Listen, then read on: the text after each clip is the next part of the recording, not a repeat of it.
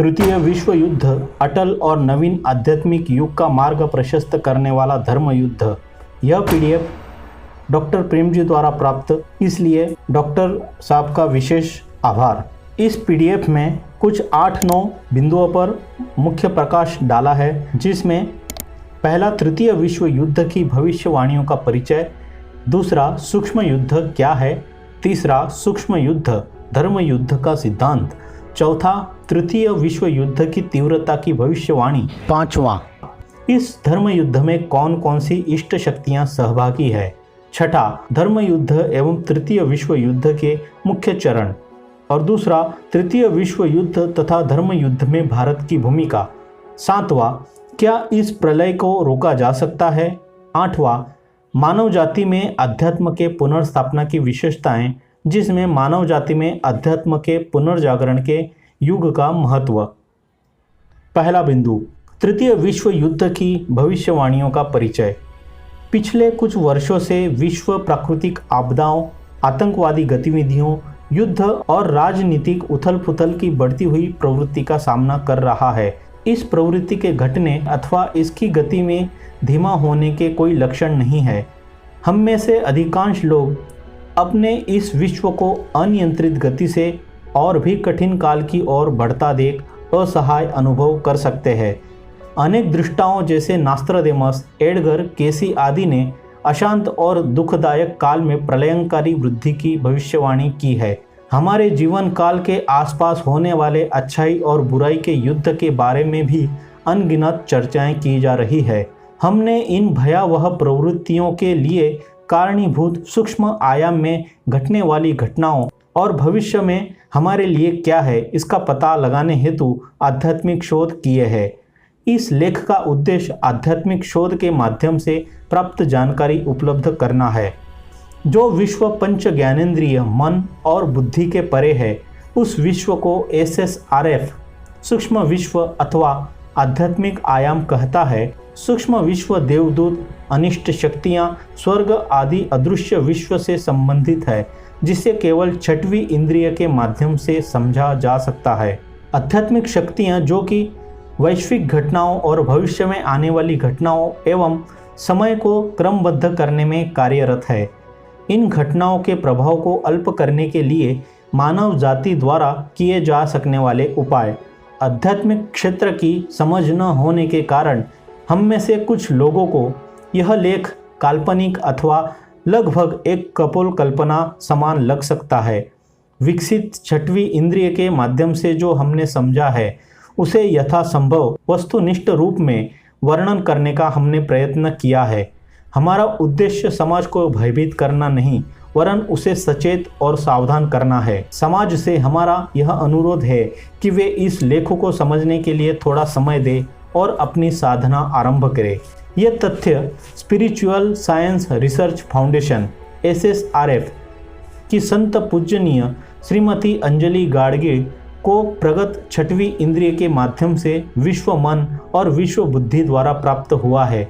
हमारा सुझाव है कि इस लेख के साथ अच्छाई विरुद्ध बुराई का युद्ध लेख भी पढ़े। दूसरा बिंदु, सूक्ष्म युद्ध क्या है।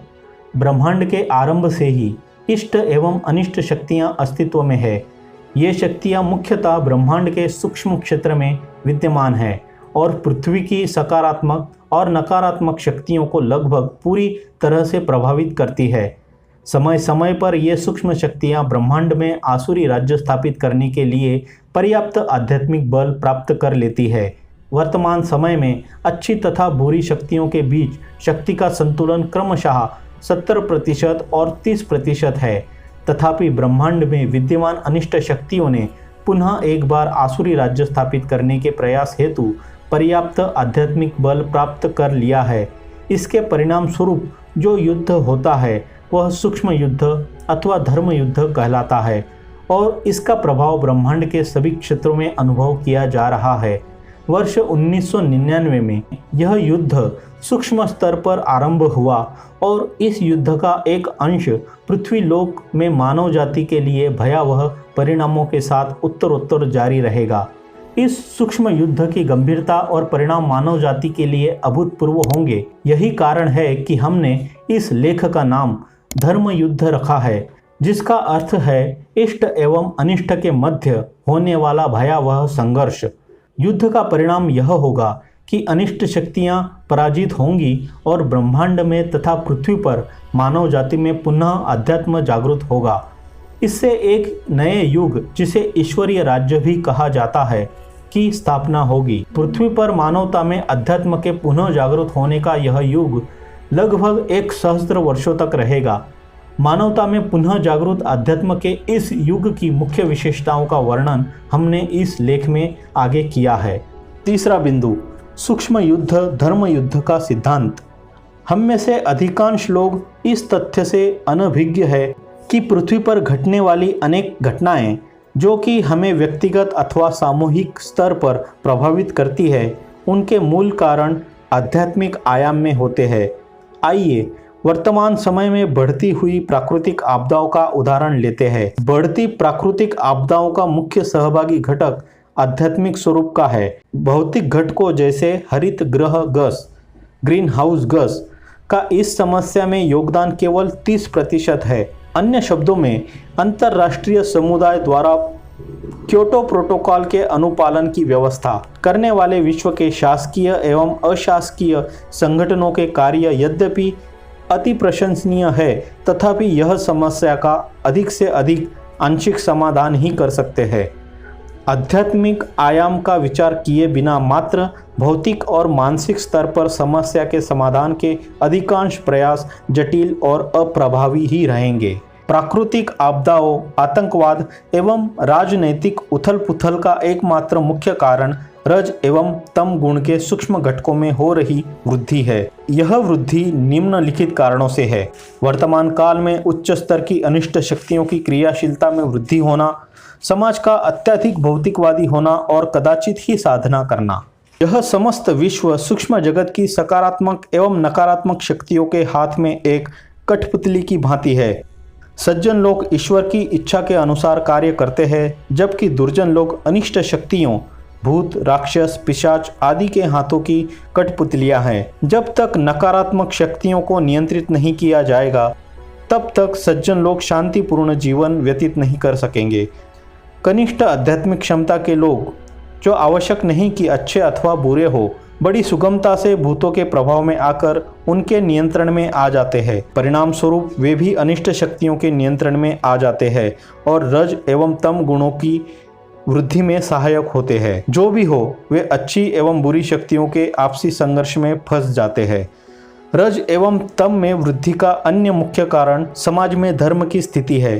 भारत में एक उच्च स्तर के संत आदि शंकराचार्य 8 से 9वीं शताब्दी ईसा पूर्व के अनुसार धर्म वह है जो सामाजिक व्यवस्था को उत्कृष्ट स्थिति में रखे, प्रत्येक व्यक्ति की भौतिक उन्नति में सहायक हो और आध्यात्मिक क्षेत्र में प्रगति में भी सहायक हो। जब साधना के 6 मूलभूत सिद्धांतों के अनुसार साधना की जाती है तो ही आध्यात्मिक उन्नति होती है। विश्व के अधिकांश समाज उपरोक्त 3 प्रतिबंधों शर्तों को पूर्ण करने में असफल होते दिखाई देते हैं।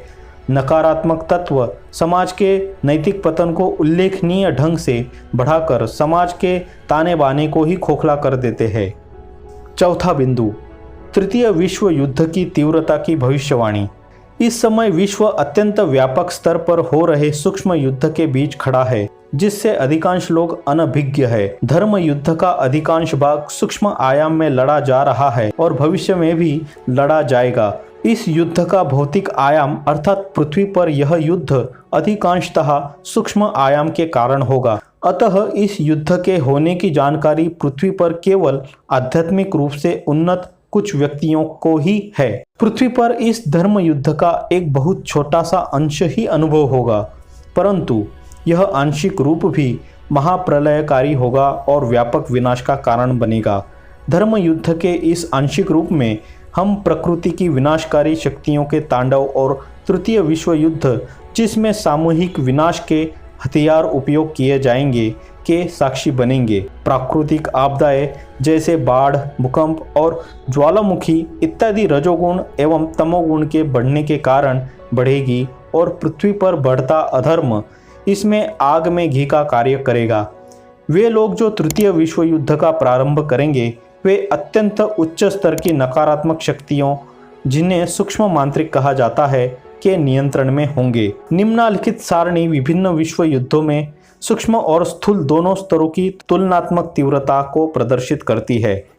युद्ध का नाम, वर्ष और स्थूल एवं सूक्ष्म युद्ध की तीव्रता। प्रथम विश्व युद्ध 1914 से 1918, तीव्रता 30। द्वितीय विश्व युद्ध 1939 से 1945, तीव्रता 50। तृतीय विश्व युद्ध 2015 से 2023, तीव्रता 70। ब्रह्मांड का लय, वर्ष, कलयुग का अंत, तीव्रता 100। उपरोक्त आलेख और सारणी से हमें युद्ध के परिणाम का बोध होता है। तथ्यों के एक योग्य परिप्रेक्ष्य में आकलन के लिए जब प्रथम विश्व युद्ध और द्वितीय विश्व युद्ध अपने शिखर पर थे, तब स्थूल एवं सूक्ष्म तत्वों की संयुक्त मात्रा की तीव्रता क्रमशः 30 से 50 इकाई थी। पिछले कुछ वर्षों में हुई आतंकवादी गतिविधियां और बड़ी आपदाएं सूक्ष्म युद्ध से सीधे संबंधित होने का संकेत करती है। उच्च स्तर की अनिष्ट शक्तियां जैसे मांत्रिक उन व्यक्तियों को अपने प्रभाव में ले लेते हैं जो समाज को हानि पहुंचाने की मानसिकता रखते हैं और उनके माध्यम से मानव जाति पर आतंकी आक्रमण करवाते हैं। ऐसे में यह तथ्य कि तृतीय विश्व युद्ध की तीव्रता 2017 में 70 इकाई तक बढ़ जाएगी, हमें युद्ध की उग्रता बताता है। तदुपरांत वर्ष 2023 तक यह उग्रता तीव्र गति से न्यून होते और शून्य तक पहुंच जाएगी। ब्रह्मांड के लय के समय सूक्ष्म युद्ध की तीव्रता 100 इकाई होती है।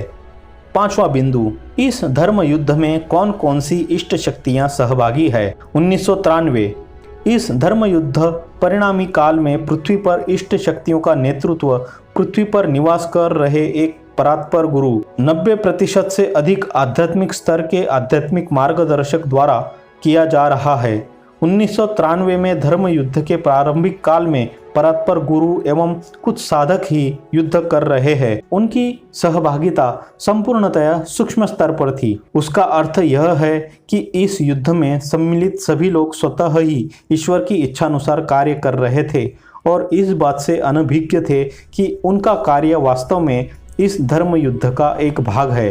अतः सभी सहभागी स्थूल स्तर पर इस युद्ध में अपनी सहभागिता से अनभिज्ञ थे। धर्म युद्ध के समय घटित हुए विभिन्न कृत्य जैसे आध्यात्मिक प्रयास के लिए प्रयास सूक्ष्म स्तर पर अधिकांशता और स्थूल में कुछ सीमा तक उनके द्वारा स्वतः ही ईश्वर इच्छानुसार किए गए। वर्ष 2003 तक परात्पर गुरु के साथ इस युद्ध में सहभागी साधकों की संख्या बढ़कर 25 हो गई। उनका कार्य मुख्य रूप से ईश्वर की इच्छा को स्थूल स्तर पर कार्यान्वित करना था। जैसे जैसे सूक्ष्म युद्ध की तीव्रता बढ़ी, अच्छी शक्तियों की संख्या एवं गुणवत्ता निरंतर बढ़ती गई। यह सूक्ष्म युद्ध पूर्णतः आध्यात्मिक शक्ति द्वारा लड़ा गया और इनमें कोई स्थूल तत्व नहीं था। 2004, वर्ष 2004 से अनिष्ट शक्तियों की तीव्रता में और उसके फलस्वरूप धर्म युद्ध की उग्रता में अत्यधिक वृद्धि हुई। अतः स्वर्ग लोक की अच्छी शक्तियां इस युद्ध में सम्मिलित हो गई। उन्होंने विभिन्न माध्यमों यथा पीले ईश्वरीय कणों से लेकर चैतन्य कणों, देवताओं के प्रकाश एवं रंगों की तरंगों द्वारा अनिष्ट शक्तियों का सामना करने में सहायता की। सकारात्मक इष्ट शक्तियों के स्वरूप में बढ़ते परिवर्तन यह सूचित करते हैं कि युद्ध में स्वर्ग से सम्मिलित हुई शक्तियों के सूक्ष्मतर होते जाने के कारण वे अधिक शक्तिशाली हो रही है। 2008, वर्ष 2008 से धर्म युद्ध की तीव्रता अधिक हो जाने के कारण स्वर्गलोक की शक्तियां अप्रभावी हो गई, अतः उनका सहभाग बंद हो गया। 2009 से 2013, 2009 में सूक्ष्म लोक, महरलोक, ब्रह्मांड का एक उच्चतर लोक से 2 आध्यात्मिक रूप से उन्नत जीव भी इस युद्ध में सम्मिलित हो गए। इस समय परात्पर गुरु के साथ लगभग 400 साधक युद्ध लड़ रहे थे। वर्ष 2010 में महरलोक से आया तृतीय उन्नत जीव भी इस युद्ध में सम्मिलित हो गया। उन्नत जीवों का बढ़ता सहभाग 2013 में दैवी कणों से लेकर सूक्ष्म तरंगों, फ्रीक्वेंसीज, सूक्ष्म किरणों, दैवी तरंगों और सूक्ष्म दैदीप्यमान नक्षत्रों के रूप में था। इसका तात्पर्य था कि ईश्वरीय सहायता निरंतर सूक्ष्मतर और शक्तिशाली हो रही थी। 2014 से 2018 वर्ष 2014 में सूक्ष्म युद्ध की तीव्रता 61 इकाई हो जाने के कारण इस युद्ध में लड़ने वाले साधक आगे इस युद्ध में भाग नहीं ले पाएंगे, क्योंकि अब यह उनकी आध्यात्मिक क्षमता के बाहर हो जाएगा। वे ईश्वर द्वारा उस स्तर के युद्ध के लिए उपलब्ध कराई जा रही अत्यधिक आध्यात्मिक ऊर्जा को प्राप्त और सहन करने में सक्षम नहीं होंगे। वर्ष 2014 में अगले उच्चलोक अर्थात जनलोक से 2 और दैवी जीव इस युद्ध में सहभागी होंगे। 2018 तक उनका सहभाग ईश्वरीय कणों के स्वरूप से बढ़ते हुए सूक्ष्म तरंगों, सूक्ष्म ज्वाला, प्रकाश लय से प्रकाश तरंगों तक होगा। 2019 आने वाले कुछ वर्षों में तपलोक ब्रह्मांड के उच्च लोकों में से एक से 25 और दैवी जीव 7वें पाताल की अनिष्ट शक्तियों के विरुद्ध इस युद्ध में सम्मिलित होंगे। इसके पश्चात यह संख्या धीरे धीरे घटती जाएगी, क्योंकि उस समय तक पृथ्वी पर ही अनेक साधक संतत्व प्राप्त कर चुके होंगे। वर्ष 2017 में इस युद्ध की तीव्रता 70 इकाई से 2019 में 48 इकाई होने के उपरांत भी इसमें सहभागी होने वाले ईश्वरीय जीवों की संख्या 2017 में मात्र 10 की तुलना में 2019 में 25 होगी। ऐसा इसलिए होगा क्योंकि वर्ष 2019 में नकारात्मक एवं अनिष्ट शक्तियों के विनाश कार्य के अतिरिक्त मानव जाति में आध्यात्मिकता के पुनर्जागरण के युग के अधिष्ठान का इष्ट कार्य करना भी आवश्यक होगा। 2021 से 2023 वर्ष 2021 में मानव जाति में आध्यात्मिकता के पुनर्जागरण के युग के अधिष्ठान का आरंभ होगा। वर्ष 2023 में 14 सूक्ष्म लोकों में से सर्वाधिक सूक्ष्म और पवित्र सत्यलोक से कणों का आगमन होगा, जो ईश्वरीय राज्य के लिए चल रहे इष्ट कार्यों में सहायक होगा। 2024 वर्ष 2024 में सूक्ष्म इष्ट लोकों की सहभागिता बंद हो जाएगी, क्योंकि अब इसकी कोई आवश्यकता नहीं रहेगी। छठा बिंदु, धर्म युद्ध एवं तृतीय विश्व युद्ध के मुख्य चरण। यह धर्म युद्ध मुख्यतः सूक्ष्म आयाम में लड़ा जा रहा है। इसके साथ ही यह विश्व पर अधिकांशतः सूक्ष्म स्तर के प्रतिकूल प्रभाव छोड़ रहा है। इस सूक्ष्म युद्ध के परिणाम मुख्यतः विभिन्न स्तरों पर तीव्र गति से बढ़ रहे विश्व के अधपतन के बीजों के रूप में है। ये बीज 2 प्रकार से कार्य करते हैं। यह विश्व की कुल सात्विकता घटाते हैं और यह मानव जाति पर अनिष्ट शक्तियों के नियंत्रण एवं प्रभाव को बढ़ाते हैं। धर्म युद्ध के मुख्य चरणों का विवरण इस प्रकार है। वर्ष और घटना। वर्ष 1999 से 2012 सूक्ष्म युद्ध। सूक्ष्म जगत में इष्ट के अनिष्ट से युद्ध के कुछ प्रसंग स्थूल रूप में घटते हैं, जो कि उसके प्रारंभ होने की सूचना देते हैं। स्थूल स्तर पर इस युद्ध में अनिष्ट शक्तियां साधकों को साधना करने से रोकती है और साधना में बाधाएं उत्पन्न करती है। स्थूल में युद्ध का प्रारंभ। सूक्ष्म स्तर पर इष्ट द्वारा अनिष्ट के विरुद्ध हो रहे युद्ध की धारा में परिवर्तन प्रारंभ होता है और इष्ट शक्तियां विजयी होने लगती है। छोटे मोटे झगड़ों अथवा टकराव के रूप में आंतरिक झगड़े, विभिन्न देशों में दंगों का आरंभ, लोगों का राष्ट्रीय स्तर पर शासन के विरुद्ध विद्रोह, यद्यपि अनेक प्रसंग ऊपरी तौर पर अलग अलग दिख रहा है, तथापि उनका मूल कारण सूक्ष्म जगत की उच्च स्तर की अनिष्ट शक्तियां हैं। वर्ष 2013 से 2015 प्राकृतिक आपदाएं। प्राकृतिक आपदाओं में वृद्धि, स्थूल स्तर पर लड़ाई, दुर्जनों और असामाजिक तत्वों द्वारा शारीरिक, मानसिक एवं आध्यात्मिक स्तर पर युद्ध का प्रारंभ। स्थूल स्तर पर मुख्य युद्ध 2016 से 2018 तृतीय विश्व युद्ध प्रारंभ होगा। बड़ी मात्रा में मानव जीवन की क्षति, प्राकृतिक आपदाएं, व्यापक स्तर पर प्राकृतिक आपदाएं, असामाजिक तत्वों के साथ युद्ध, समाज से दुर्जनों तथा असामाजिक तत्वों का भौतिक, मानसिक तथा आध्यात्मिक स्तर पर उन्मूलन, ईश्वरीय राज्य के लिए तैयारी। 2019 से 2022 युद्ध की दिशा में परिवर्तन और स्थूल स्तर पर हो रहे इष्ट एवं अनिष्ट के युद्ध में इष्ट शक्तियों की विजय का प्रारंभ। सत्व प्रधान ईश्वरीय राज्य के शासन को चलाना सीखना। 2023 सत्व प्रधान ईश्वरीय राज्य की स्थापना। वर्ष 2093 से मांत्रिकों ने समाज के अधपतन एवं अधर्म की गति बढ़ाने हेतु बीज बोने आरंभ कर दिए। विश्व में पहले से ही पतन की यह प्रक्रिया चल रही थी। ऐसा मनुष्य की भौतिकवादी प्रकृति और धर्माचरण के अभाव के कारण हुआ। उच्च स्तर की अनिष्ट शक्तियों की सहायता के कारण पतन की तीव्रता एवं गति में वृद्धि हुई। समय बीतने के साथ साथ यह बीज अंकुरित होकर समाज का और अधिक पतन करेंगे। जैसे जैसे समाज और अधिक अधर्मी बनता है, वह अनिष्ट शक्तियों के हाथों का खिलौना बनकर वातावरण के रजतम गुणों में वृद्धि करेगा। विश्व में रजतम गुणों की वृद्धि अस्थिरता का कारण बनेगी और जैसे कि हम जानते हैं, यह प्राकृतिक आपदाओं और तृतीय विश्व युद्ध का रूप ले लेगी। उच्च स्तर की अनिष्ट शक्तियों द्वारा पहले से ही स्थापित किए हुए तंत्रों के उदाहरण नीचे दिए हैं। यह सारणी उन घटनाओं का भी वर्णन करती है जो मानव जाति में अध्यात्म के पुनर्जागरण के युग की स्थापना की प्रक्रिया में महत्वपूर्ण होंगी। वर्ष और घटना। 2000 समाज में प्रबल घरेलू झगड़ों का बीज बोया गया। 2001 समाज में असामाजिक तत्व बढ़ाने का बीज बोया गया। 2002 धार्मिक स्थलों में अनाचरण की वृद्धि के बीज बोए गए, जिससे रजतम बढ़े। धार्मिक स्थल समाज का सत्वगुण बढ़ाने में सहायक होते हैं। जब वहाँ अधर्माचरण होता है तो सात्विकता घटती है और उसके कारण रजतम बढ़ने में सहायता होती है। वर्ष 2006 धार्मिक स्थलों के विनाश प्रारंभ होने के बीज बोए गए। 2011 अनिष्ट शक्तियों द्वारा अनियंत्रित आतंकवादियों के माध्यम से आध्यात्मिक संस्थाओं को नष्ट करने का बीज बोया गया। 2014 प्राकृतिक आपदाओं का बढ़ना। 2015 बाढ़ और ज्वालामुखी से प्रलयंकारी विनाश। 2016 पाकिस्तान में भयंकर भूकंप। 2017 मध्य पूर्व के देशों का बम धमाकों के कारण विनाश। 2018 अमेरिका, चीन और जापान द्वारा युद्ध का सामना और असंख्य मानवों की अभूतपूर्व जनहानि। 2019 राजनीतिज्ञों के प्रभुत्व का लोप होना और मानव जाति का अपनी रक्षा हेतु संतों के पास दौड़ना। 2020 विनाश प्रक्रिया में कमी और वातावरण में ईश्वरीय चैतन्य के कणों की प्रधानता। 2021 मानव जाति में अध्यात्म के पुनर्जागरण की स्थापना के लिए सहायक तथा पूरक वातावरण। 2022 वातावरण में सुख एवं उत्साह अनुभव होगा। 2023 वातावरण स्थिर होगा। 2024 आंतरिक एवं बाह्य जीवन में स्थिरता आना।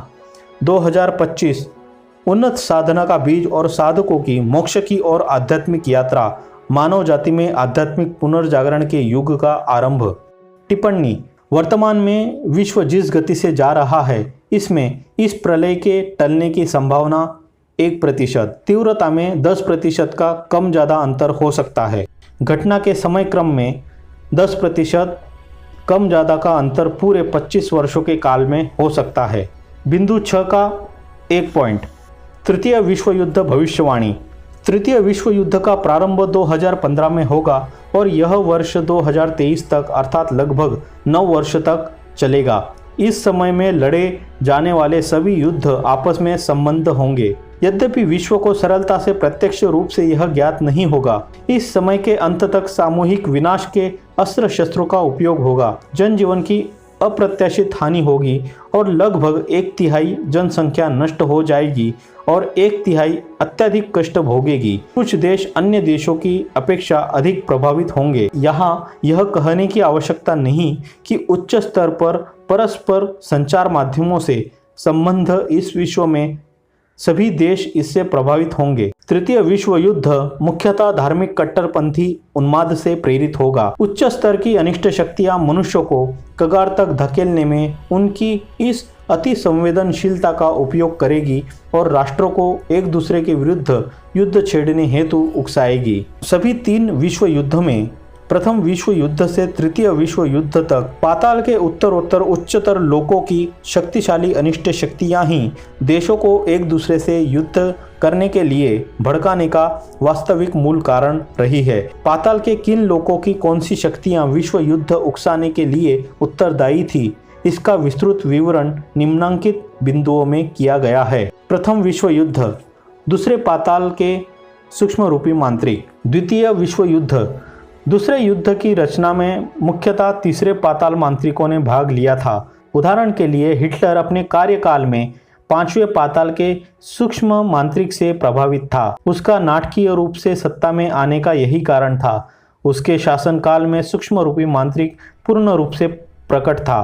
तृतीय विश्व युद्ध तृतीय विश्व युद्ध में जो युद्ध स्थूल स्तर पर लड़ा जाएगा उसके नेपथ्य में चौथे पाताल के सूक्ष्म स्तरीय मांत्रिक होंगे। उसके नेपथ्य में चौथे पाताल के सूक्ष्म स्तरीय मांत्रिक होंगे। तथापि सूक्ष्म युद्ध में सातवें पाताल के सूक्ष्म मांत्रिकों का सहभाग होगा। तृतीय विश्व युद्ध तथा ईश्वरीय राज्य की स्थापना की समय सारणी 2015 प्रारंभ, 2016 से 2018 दुर्जन शक्तियों के प्रभाव में अधर्मी लोगों की विजय होना, वर्ष 2019 से 2021 धर्म और अधर्म की शक्तियों का बल बराबर होना, वर्ष 2022 से 2023 अच्छी शक्तियों के नेतृत्व में धर्म पक्ष की विजय होना, वर्ष 2023 से आगे ईश्वरीय राज्य की स्थापना, साधकों की श्रद्धा एवं भाव के अनुसार साधक अथवा धर्म और अनिष्ट शक्तियों अर्थात अधर्म के इस युद्ध की समय सारणी में परिवर्तन आ सकता है। परम पूजनीय डॉक्टर आठवले। छठे बिंदु का दूसरा पॉइंट, तृतीय विश्व युद्ध तथा धर्म युद्ध में भारत की भूमिका।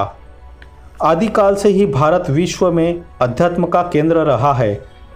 आध्यात्मिक शोध से ज्ञात हुआ है कि यह धर्म युद्ध जो प्रारंभ हो रहा है इसमें आध्यात्मिक परिप्रेक्ष्य से भारत की केंद्रीय भूमिका होगी। इस युद्ध के प्रबलता के समय से अनिष्ट शक्ति पड़ोसी देशों को भारत पर आक्रमण करने के लिए उकसाएगी, जिससे भारत जो केंद्रीय भूमिका निभाने वाला है उससे विमुख हो जाए। इसके परिणाम स्वरूप भारत की लगभग 50% जनसंख्या नष्ट हो जाएगी। सातवां बिंदु, क्या इस प्रलय को रोका जा सकता है? प्रलय जिसके होने की भविष्यवाणी की गई है उसका मुख्य कारण यह है कि विश्व का मूलभूत रजतम ऐसे अभूतपूर्व स्तर तक बढ़ गया है कि ईश्वरीय हस्तक्षेप अविलंब आवश्यक हो गया है, जिससे विश्व का पवित्रीकरण हो और यहाँ शांतिपूर्ण ढंग से रहा जा सके। इसका अर्थ यह हुआ कि यदि मानव जाति अपनी जीवन शैली को सत्व प्रधान बनाने के अत्यधिक प्रयास करे तो पवित्रीकरण की प्रक्रिया आंशिक रूप में होगी। अधिकांश मनुष्य अपनी जीवन शैली में प्रचंड मात्रा में सुधार करे और रजतम बढ़ाने में अपना योगदान घटाए तो इस महाप्रलय को रोका जा सकता है। यदि मनुष्य अपना ध्यान सत्व गुण बढ़ाने पर केंद्रित करे तो यह और भी अच्छा तथा पहले ही हो सकता है। इस प्रकार इस महाप्रलय को होने से तभी रोका जा सकता है यदि लोग दृढ़तापूर्वक साधना प्रारंभ करें। परिवर्तन लाने के लिए यह अपरिहार्य है कि साधना का स्वरूप सांप्रदायिक होने की अपेक्षा सर्वव्यापी समष्टि स्वरूप की हो। साधना के 6 मूलभूत सिद्धांतों के अनुसार साधना करना वर्तमान में उन्नति का सबसे सरल साधन है। जो पंथ यह सीख देते हैं कि मात्र उनके पंथानुसार आचरण करने से ही ईश्वर तक पहुंच सकते हैं, उनकी इस सीख से साधना के 6 मूलभूत सिद्धांतों के उल्लंघन होने का संकट होता है। हमारी समष्टि साधना एवं यदि कोई अति उच्च स्तर के संत हस्तक्षेप करते हैं तो ही इंगित वर्ष तथा घटनाओं की तीव्रता में कुछ सीमा तक परिवर्तन हो सकता है। उच्च स्तर के संतों में महत्वपूर्ण मानव जाति के प्रारब्ध को बदलने की क्षमता होती है। यदि वे साधकों की साधना के प्रति खरे प्रयासों से प्रसन्न हो जाएं, तो वे संकट के समय की कालावधि घटा सकते हैं तथा घटनाओं की दिशा भी बदल सकते हैं। जिन साधकों ने अपनी साधना से 60% अथवा उससे अधिक आध्यात्मिक स्तर प्राप्त कर लिया है, उनको उनके स्तरानुसार घटते बढ़ते परिणाम में संरक्षण प्राप्त होगा। 8वां बिंदु, मानव जाति में अध्यात्म के पुनर्स्थापना की विशेषताएं। धर्म युद्ध में होने वाले उथल पुथल के उपरांत अंततः मानव जाति पृथ्वी पर लगभग 1000 वर्षों तक परम शांति का अनुभव करेगी एवं इस कालखंड को ईश्वरीय राज्य कहा जाएगा। यह महायुद्ध विश्व की आध्यात्मिक शुद्धि कर मानव को एक विशेष प्रकार के सात्विक जगत के लिए तैयार करेगा जो पुराने विश्व से बहुत अलग होगा। एक प्रकार से यह वर्तमान कलयुग में यह एक छोटे सतयुग का आरंभ होगा। यद्यपि वास्तविक सत्ययुग जो ब्रह्मांड का प्रारंभ था की सात्विकता से इसकी सात्विकता बहुत ही अल्प होगी, फिर भी यह मानव जाति के आध्यात्मिक पुनर्स्थापना का काल होगा। नया युग जिसमें हम में से कुछ को जाने का सौभाग्य मिलेगा, उसकी कुछ विशेषताएं निम्नलिखित है। आध्यात्मिक स्तर। महायुद्ध के कारण विश्व जनसंख्या अल्प हो जाने से विश्व का औसत आध्यात्मिक स्तर वर्तमान 20% से बढ़कर 30% हो जाएगा। विश्व के आध्यात्मिक स्तर में एकाएक 10% की वृद्धि का कारण पृथ्वी पर कम आध्यात्मिक स्तर के व्यक्ति युद्ध में अपने प्राण गंवा देंगे। आध्यात्मिक स्तर पर हमारा लेख जो विश्व की जनसंख्या के वर्तमान आध्यात्मिक स्तर का वर्गीकरण प्रस्तुत करता है, पढ़े। जीवन में किसको महत्व? व्यक्ति की योग्यता का अनुमान लगाने के लिए आध्यात्मिक ज्ञान एवं आध्यात्मिक परिपक्वता को उच्च स्तरीय महत्व दिया जाएगा। लोगों के जीवन का उद्देश्य मोक्ष प्राप्ति हेतु आध्यात्मिक प्रगति की ओर मुड़ जाएगा। शारीरिक एवं बौद्धिक बल की तुलना में आध्यात्मिक बल का अधिक महत्व होगा। तदनुसार प्रगति का मापन धन समृद्धि पर आधारित नहीं होगा। संपन्नता की मान्यताएं परिवर्तित हो जाएगी। इसे पूर्ण रूप से केवल एक साधन माना जाएगा, ना कि साध्य। राज्य व्यवस्था, प्रजातंत्र सर्वश्रेष्ठ शासन व्यवस्था होने की प्रतिष्ठा खो देगा। उदाहरण के लिए भारत में हितकारी एवं परोपकारी नेतृत्व एक संत के मार्गदर्शन में सरकार बनाएगा। उस नेतृत्व की कार्य प्रणाली धर्म पर आधारित होगी। इसके लिए चुनावों की कोई आवश्यकता नहीं होगी। राज्य सत्ता के मार्गदर्शक संत पारदर्शक रूप से यह बताएंगे कि नेता कौन होंगे। शेष विश्व साम्यवाद, निरंकुश तानाशाही, लोकतंत्र के असफल अनुभव से निराश होकर भारत की ओर एक आदर्श उदाहरण के रूप में देखेंगे और इस नई प्रकार की राज्य व्यवस्था को यथासंभव लागू करने का प्रयास करेंगे। घनिष्ठता, सभी देशों में एकता होगी। लोग अन्य संस्कृतियों एवं राष्ट्रीयता के लोगों से सच्चे अर्थ में निकटता अनुभव करेंगे। यह विश्व जन समुदाय की आध्यात्मिक परिपक्वता के कारण संभव होगा। यह घनिष्ठता आंतरिक आध्यात्मिक समझ के कारण होगी कि सारी मानवता एक ही है। शिक्षा पद्धति के पाठ्यक्रम में अध्यात्म शास्त्र तथा धर्म के नियम सम्मिलित होंगे। आधुनिक विज्ञान का विस्तार होकर इसमें आध्यात्मिक दृष्टिकोण भी सम्मिलित होगा। चिकित्सा विज्ञान पुनः लिखा जाएगा। चिकित्सा विज्ञान में रोग के मूल कारण को जानने के लिए आध्यात्मिक दृष्टिकोण को भी सम्मिलित किया जाएगा। पश्चिमी जगत में आयुर्वेद को सामान्य रूप से स्वीकारा जाएगा। औषधियों का अध्ययन करने वाले लोगों की प्रवृत्ति एवं दृष्टिकोण में परिवर्तन आएगा। उदाहरण के लिए वे इस बात का विचार करेंगे कि क्या रोगी अंग प्रत्यारोपण अथवा हृदय प्रत्यारोपण की आध्यात्मिकता पात्रता रखता है। शल्य क्रिया सफल होने के उपरांत रोगी स्वस्थ होने पर क्या करेगा? क्या वह अपने अतिरिक्त वर्षों का उपयोग टीवी देखने, अनावश्यक गपशप अथवा पार्टियों इत्यादि में जाकर व्यर्थ करेगा? राहत मिलने के पश्चात भी लोग जीवन का सदुपयोग, ईश्वर प्राप्ति, जीवन का मूलभूत उद्देश्य के विषय में कम ही सोचते हैं। दूसरे शब्दों में उन्हें पृथ्वी पर बोझ ही समझा जाएगा। यदि साधना के लिए किसी की आयु बढ़ाने की आवश्यकता होगी तो ईश्वर स्वतः ही उसे आयु प्रदान करेंगे। न्याय पद्धतियों एवं प्रक्रियाओं में नाटकीय रूप से बड़ा परिवर्तन आएगा। अभी हमारे पास विधि आधारित न्यायालय है, तब हमारे पास न्याय आधारित न्यायालय होंगे। अधिवक्ताओं की कोई आवश्यकता नहीं होगी, क्योंकि न्यायाधीश आध्यात्मिक रूप से उन्नत व्यक्ति होंगे जो उनके पास आए प्रसंग की सत्यता को अपने सहज अंतर्ज्ञान से समझ जाएंगे। उनकी प्रगत छठवीं इंद्रिय उन्हें यह दिखाने में सहायक होगी कि कौन असत्य और कौन सत्य बोल रहा है। संक्षेप में, न्याय त्वरित और बिना मूल्य के होगा। कलाकार अब कला को केवल कला के रूप में नहीं अपितु साधना के रूप में स्वयं को तथा अन्यों को भी ईश्वर के और निकट ले जाने के लिए करेंगे। सुरक्षा, देश ईश्वर निर्मित धर्म पर आधारित होने के कारण ईश्वर ही इसकी सुरक्षा करेंगे, अर्थात ईश्वर स्वयं नेताओं का मार्गदर्शन करेंगे कि उन्हें क्या करना चाहिए। पर्यावरण, प्रकृति पर मनुष्य के कृत्यों का अत्यधिक प्रभाव पड़ता है। जैसे जैसे लोग साधना द्वारा सात्विक बनेंगे, प्रकृति स्वयं ही मनुष्यता के लिए लाभकारी बनेगी। वर्तमान समय में अनुभव हो रहे मौसम के विचित्र परिवर्तन पूर्णतः समाप्त हो जाएंगे। परिवार नियोजन, सरकारों को परिवार नियोजन की नीतियां बनाने की आवश्यकता नहीं होगी। समाज में स्वतः ही परिवार नियोजन का पालन होगा। हमारे पवित्र वेद शास्त्र भी एक ही संतान होने के पक्षधर है, परंतु यह भोजन इत्यादि सुविधाओं के अभाव के भयवश नहीं, अपितु काम वासनाओं पर नियंत्रण के उद्देश्य से है। जिससे आध्यात्मिक प्रगति हो। 8वें बिंदु का 1 पॉइंट, मानव जाति में अध्यात्म के पुनर्जागरण के युग का महत्व। हम युग परिवर्तन संधिकाल के अत्यंत महत्वपूर्ण समय में है। यह समय आध्यात्मिक उन्नति हेतु अत्यधिक अनुकूल है। जैसा कि इष्ट एवं अनिष्ट के लेख में विस्तार से बताया गया है, हमारी प्रार्थना है कि साधक इसका विचार करे। हमें यह ध्यान में रखना है कि अध्यात्म के 6 मूलभूत सिद्धांतों के अनुसार तीव्र साधना करते हुए हम इस धर्म युद्ध की उग्रता को कम कर सकते हैं।